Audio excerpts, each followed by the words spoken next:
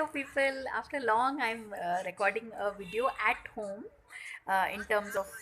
So, here's my little boy.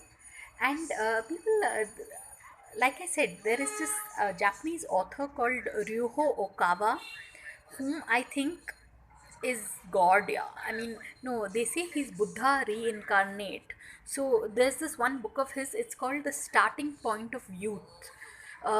Now, Ryoho Okawa, the writer, if you were to type it on Amazon, he's written over 2,500 books, and he's in the Guinness Book of World Records for being the author, the a living author with the maximum number of books on the bestseller on the New York Times bestseller list.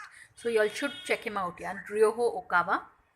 So the starting point of youth is strangely it includes this one aspect that apparently learning a new language and even practicing maths, these are things that actually help to keep your brain young, and hence it keeps you young. So something really I mean so that's why Ryuho Okawa defends the whole notion that in school you should probably, the Indian schooling system makes us do so much of maths and quadratic equations and Pythagoras theorem and all of that, but it helps.